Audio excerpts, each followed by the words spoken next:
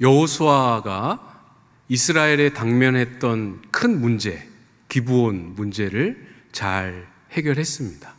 산 넘어 산이라고 이 문제를 해결하고 나니까 더 큰 어려움이 찾아왔습니다. 지난주에 살짝 살펴보기는 했습니다만 아모리족 속에 이름만 들어도 무시무시할 만한 5 국가의 왕들이 연합군을 형성하고 기브온을 공격하기 위해 쳐들어온 사건이 벌어진 거예요. 이 나라와 나라 사이에 조약을 맺었기 때문에 어려움에 처한 기브온은 이스라엘에게, 여호수아에게 도움을 요청합니다. 그 내용이 6절에 있는 말씀이에요. 우리가 조약을 맺었으니까 꼭 이렇게 해주셔야 된다, 이렇게 조약을 직접적으로 언급하지는 않았지만 그래도 이 기브온의 이스라엘을 향한 요청은 마땅히 할 수 있는 언약에 근거한 타당한 요청입니다. 조금 잘 생각해 볼 필요가 있는데요, 말씀드렸던 것처럼 강대국과 약소국 간의 언약이 체결되면 약소국이 다른 강대국으로부터 위험에 처했을 때 도움을 요청하고, 도움을 요청하는 여부와 상관없이 강대국은 그 약소국의 어려움을 해결해 줄 책임과 의무가 있습니다. 그게 언약의 내용에 포함되어 있는 거예요. 근데 외형적으로 한번 보세요. 실제 내용은 그렇지만 외형적으로 누가 누구에게 도움을 요청하고 있습니까? 기브온이 이스라엘에게. 근데 기브온은 여러 성읍을 가지고 있는, 그때 당시에 정규 군도 편성돼 있고 나라의 조직과 구조도 갖추어져 있는 큰 나라였습니다. 반면에 이스라엘은 여러분들이 잘 아시는 것처럼 정식 군대도 편성 안 돼 있고 왕 제도는 고사하고 영토조차 없는 그냥 유목민이었어요. 그러니까 겉으로 보기에는 비교할 수 없을 만큼 약소국인 이스라엘을 향하여 비교할 수 없을 만큼 안정적이고 강한 나라처럼 보이는 기브온이 도움을 요청하고 있습니다. 왜 이런 일이 벌어졌겠습니까? 다른 이유는 아무것도 없어요. 하나님 때문입니다. 하나님에 대한 소식을 들었고 하나님의 도움을 받아야만 살 수 있다고 생각하는데 그 하나님이 이스라엘과 함께 하시니까 기브온은 오직 유일한 이유, 이스라엘이 강해서가 아니라 하나님 때문에 이스라엘에게 도움을 요청한 겁니다. 이 맥락에서 오늘 본문을 좀 이해를 하는 게 좋을 것 같아요. 7절부터 보도록 하겠습니다. 7절을 보시면 여호수아가 모든 군사와 용사와 더불어 길갈에서 올라가니라. 도움을 구했다고 말씀을 드렸죠? 도움을 구하는 요청을 받자마자 보인 여호수아와 이스라엘 용사들의 반응입니다. 즉각적으로 전쟁을 할 수 있는 채비를 꾸려서 출발합니다. 본문 어디에도 망설임이나 고민이나 검토나 회의의 흔적이 없습니다. 조약을 맺었으니까 안 갈 수는 없고 가자니 두렵고 그렇게 해서 억지로 어쩔 수 없이 간 것도 아닙니다. 기브온은 더 이상 진멸의 대상이 아니고 이스라엘과 함께 좀 노예라는 이름이 좀 그렇긴 하지만 노예의 형태가 되었다 할지라도 어쨌건 하나님을 위해서 기업을 나누어 가진, 분깃을 나누어 가진 같은 민족처럼, 같은 하나님의 백성처럼 여겨야 할 대상이에요. 그래서 고민의 여지 없이 여호수아와 이스라엘의 용사들은 출발하게 됩니다. 말씀드렸던 것처럼 아무런 소동도 아무런 소요도 없습니다. 정말 조용히 기다렸다는 듯이 출발했어요. 아무 말 없이 갔다고 해서 아무 말 없이 고민 없이 갈 수 있을 만큼 쉬운 선택, 쉬운 길이었다 이렇게 생각하면 큰 오산입니다. 여호수아니까 그렇게 했겠지 이렇게 생각해도 큰 오산이죠. 지난주에 마찬가지로 이것도 조금 언급을 해드렸는데요, 기본적으로, 아주 기본적으로 그냥 일단 목숨은 걸고 출발해야 됩니다. 정규 군대 편성이 안 된 유목민과 아주 큰 나라와 군대를 거느린 왕, 근데 그 왕이 5 국가의 왕이 연합군을 형성했습니다. 이거는 생각할 여지도 없는 거죠. 나가면 그냥 죽는 일입니다. 그것을 선택하고 결정하고 있는 거예요.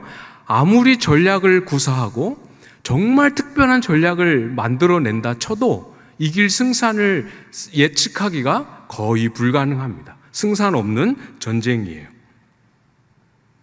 그러니까 이스라엘 백성의 입장에서 본문에 기록이 없기 때문에 조심스럽긴 하지만 분명히 이스라엘 중에 누군가는 이야기하지 않았을까? 이야기는 못했다 하더라도 마음속으로라도 생각하지 않았을까? 이 언약은, 이 조약은 무효입니다. 우리가 기분을 오늘 위해서 싸울 필요는 없습니다. 이렇게. 이유는 뭘 근거로 무효를 주장할 수 있겠습니까? 기브온이 우리를 속였다. 이건 제대로 된 조약이 아니다. 이렇게 주장할 수도 있고, 또 반대로 이것은 여호수아의 실수고 실책이지 이 상황을 우리가 제대로 판단했다면 조약을 맺을 수 없었다. 이런 식으로 이 조약은 무효다라고 주장하면서 안 갈 수 있는 이유와 명분을 만들기에도 충분한 근거가 있는 상황입니다. 그런 목소리가 있을 법한데 본문에는 등장하지 않고 있어요. 이런 이유도 있을 수 있겠죠. 다 좋다. 경건한 참모들 중에는 다 좋습니다. 그러나 만약에 우리가 이 전쟁에 나갔다 지지는 않는다 하더라도 병력에 이스라엘 군사에 큰 손실을 입고 돌아오게 되면 그때는 어떻게 하실 겁니까? 그 다음에 우리가 진짜로 제대로 해야 할 가나안 사람들을 진멸하는 그 전쟁이 앞으로 많이 남아있는데 그거 감당할 사람 군사가 반으로 줄면 그때는 어떻게 하겠습니까? 이런 반론도 있을 법하지 않겠습니까? 이런 정도의 생각, 여호수아도 충분히 했을 법한 생각이에요. 이 외에도 우리가 짐작해 볼 만한 모든 우려, 근심, 불안, 반대, 반발의 여론, 이 모든 것을 다 끌어안고 그 모든 것에 대한 여호수아의 대답 하나는 그래도 가야 한다라고 다 끌어안고 감수하고 나아가기로 작정하는 거죠. 말씀드렸던 것처럼 이게 쉽지는 않습니다. 당연히 그렇겠죠. 그렇지만 쉽고 어렵고의 여부를 떠나서 이것이 저와 여러분이 살아가야 될 성도의 중요한 삶의 방식과 원리 중에 하나라는 사실이에요.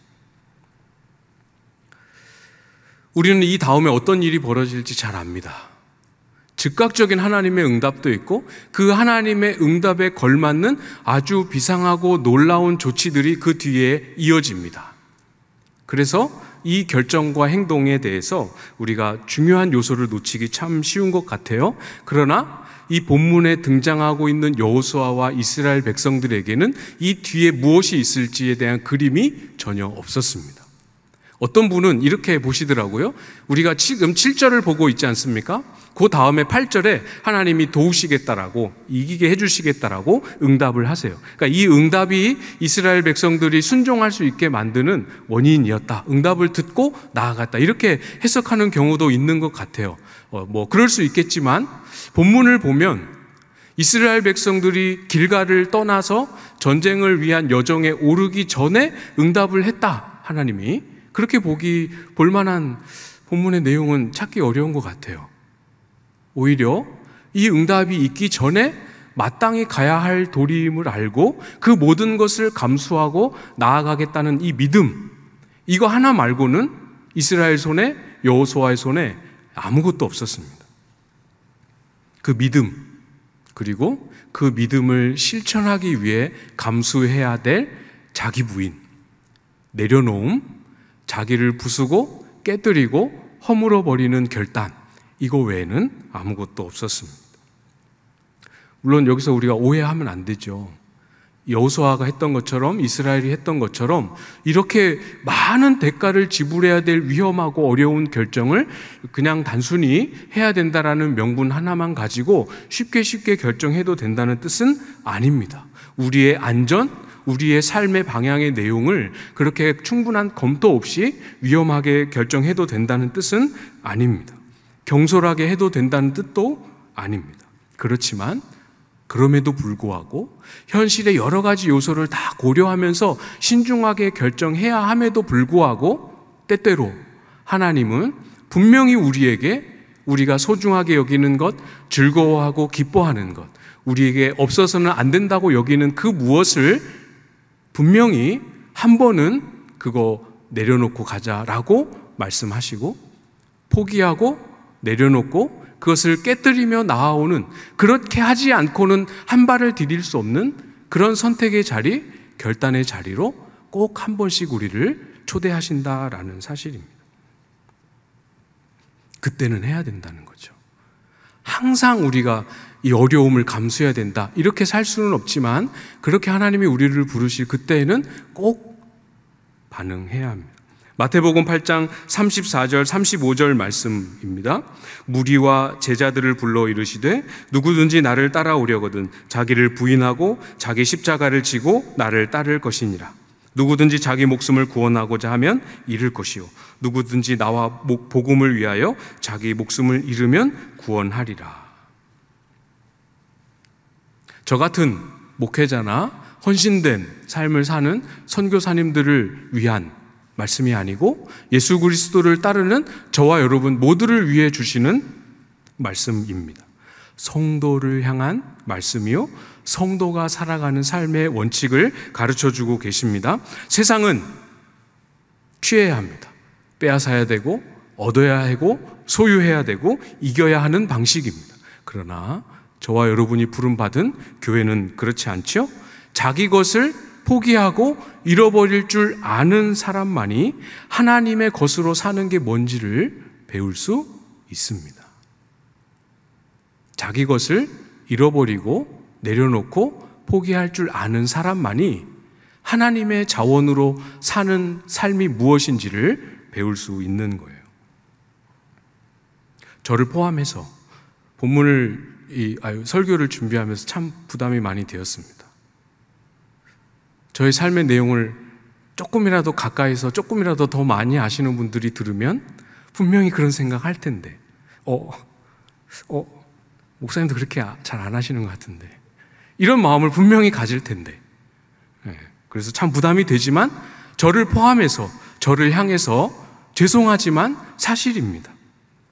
이 연단, 이 훈련의 궤도에 올라가서 크든 작든 잘하든 잘 못하든 성공하든 실패하든지 간에 상관없이 나를 부인하고 내 것을 포기하고 내려놓고 심지어는 내 것을 깨뜨려보는 그런 훈련의 궤도에 우리의 자신이 올라가 서지 않고서는 하나님 나라 안에서만 맛볼 수 있는 은혜는 우리의 것이 될 수가 없는 거예요.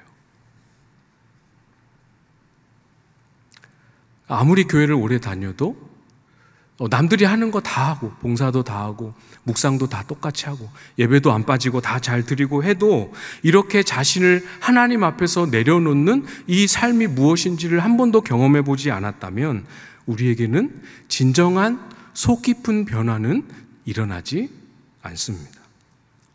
나에게 그런 변화가 일어난 지 정말 오래되었다, 언제 그 변화를 경험한지 모르겠다 하면 지금 나는 나를 부인하고 나를 깨뜨리는 삶과 멀어져 있지는 않은지 돌아보시면 좋겠지요.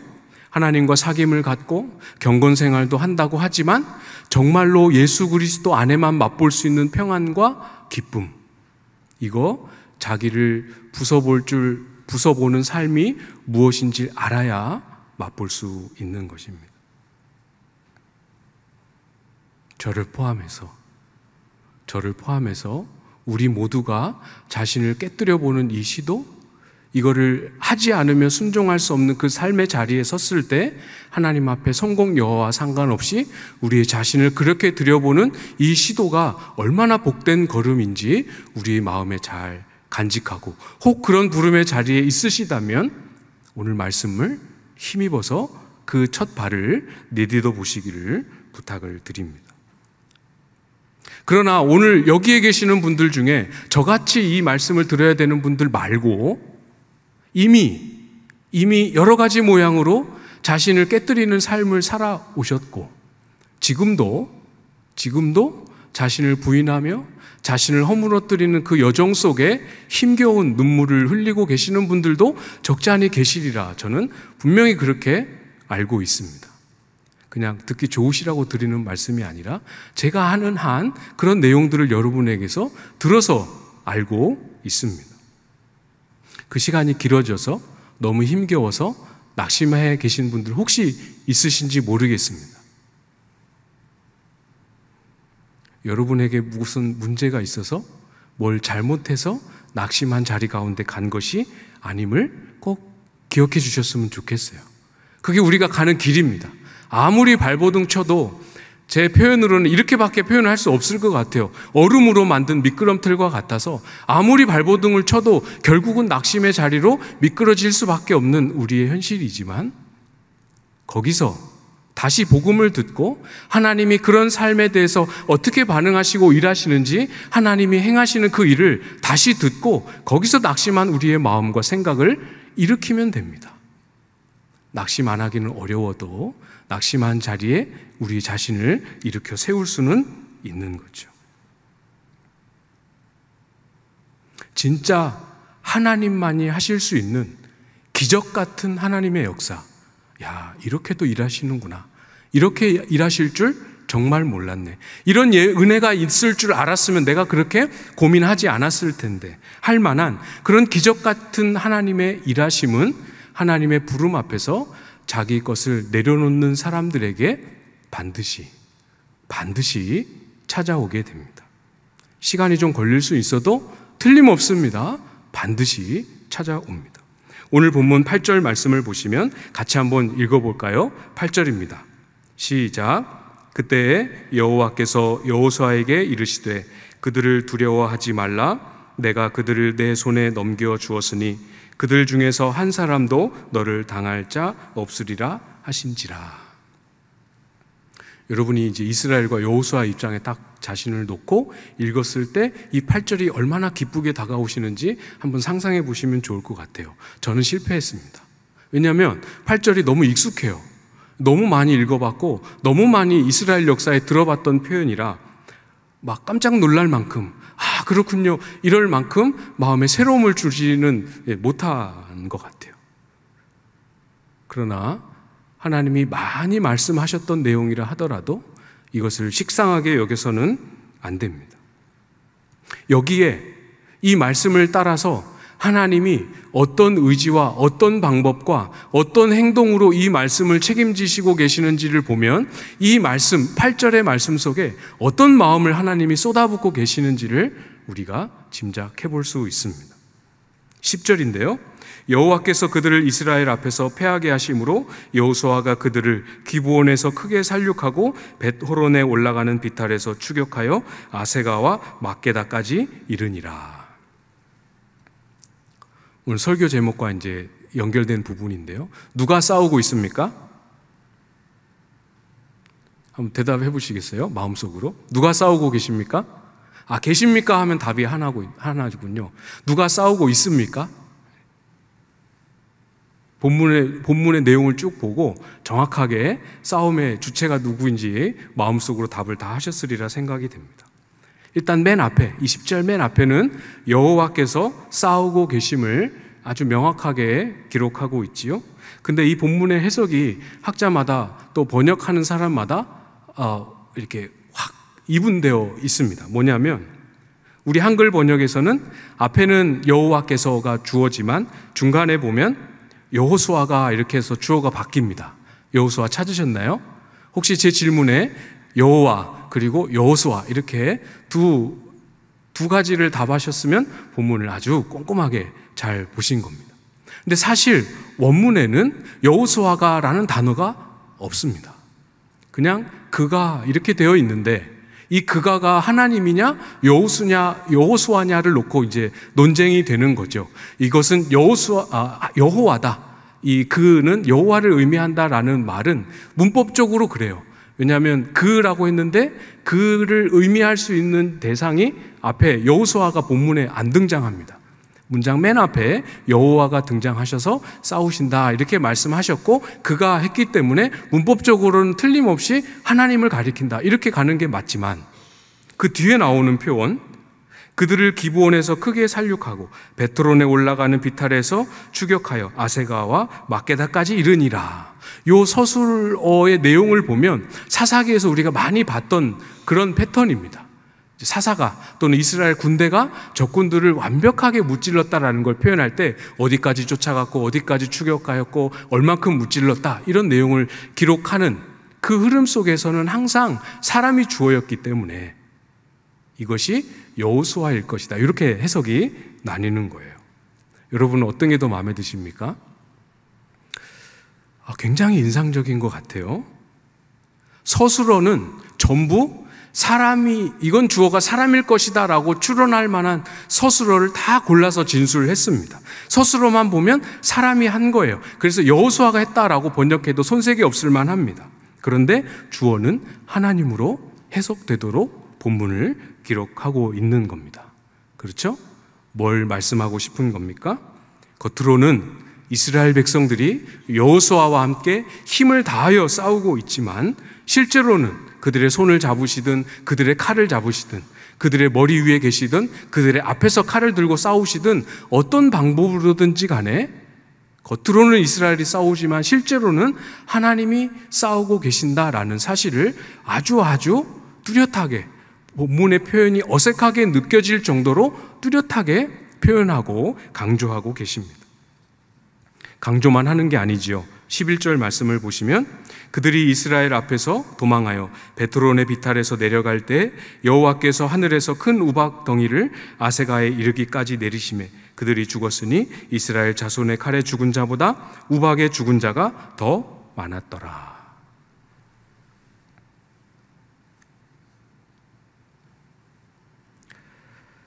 (10절의) 주어는 여호수아가 아니라 여호와다라는 것을 마치 증명이라도 하듯이 베토론 추격전에서 하나님이 우박을 내리십니다.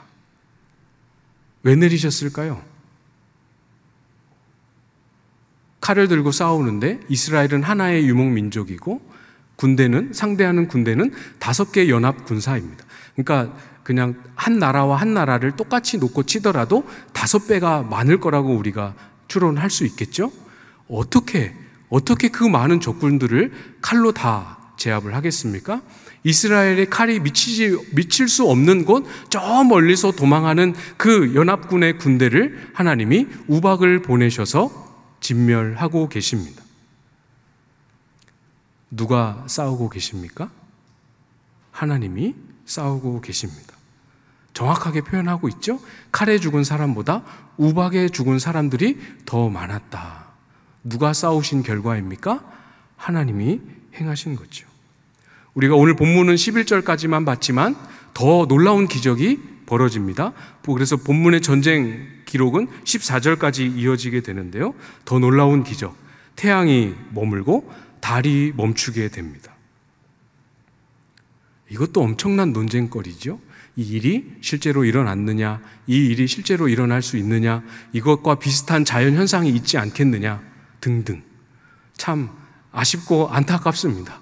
왜 그 기본 전제에 이런 일은 일어날 수 없다고 전제를 해야만 하는지, 하나님은 이런 일을 아무 부자연스러움 없이 너무 자연스럽고 익숙하게 해를 멈추시든 지구의 자전을 멈추셔서 끝까지 이 역할을 감당할 수 있도록 여건을 만드시는 그 일하심을 왜 할 수 없다고 일어나기 어려운 일이라고 생각해야 되는지 잘 모르겠습니다.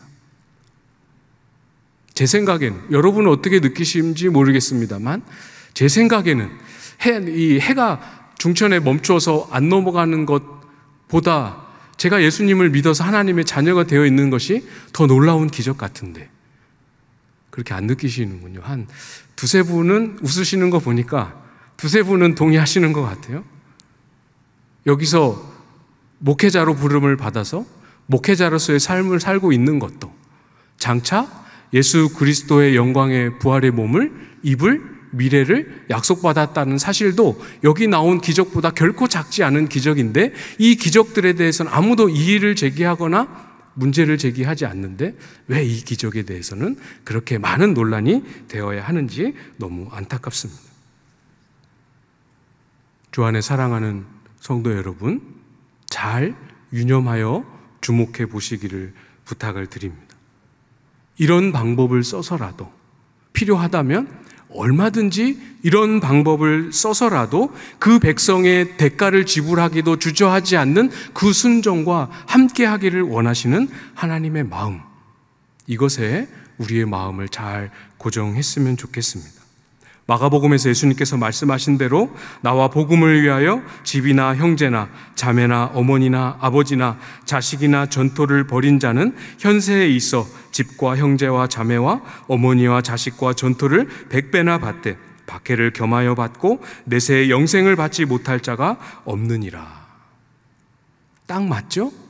지금 순종하는 그 순간만큼은 많은 것을 희생하고 포기하고 버려야 하는 것 같지만 실제로 하나님이 우리를 이끌어 가시는 모든 큰 그림 안에서 보면 버린 게 아니고 대가로 지불한 것이 사실은 지불한 게 아님을 우리는 확인하게 됩니다. 주를 위해서 버린다, 내려놓는다 라고 다짐하며 갔던 것이 사실은 저와 여러분으로 하여금 이 땅에서 절대로 맛볼 수 없다고 여겼던 하나님 나라를 소유하고 하나님 나라를 경험하며 그것이 무엇인지를 맛보고 누리고 살아가는 그 삶으로 들어가는 열쇠요, 관문인 것을 우리가 잘 기억하면서 하나님이 저와 여러분에게 무엇을 명하시든 또 어디로 부르시든 어떤 순종을 우리에게 기대하시며 말씀하시든지 간에 이 그림을 우리의 마음에 잘 간직하면서 하나님 나라의 풍성하고 충만한 것으로 우리의 삶을 채우실 것을 기대하며 나아가는 저와 여러분들 다 될 수 있기를 주님의 이름으로 축복합니다.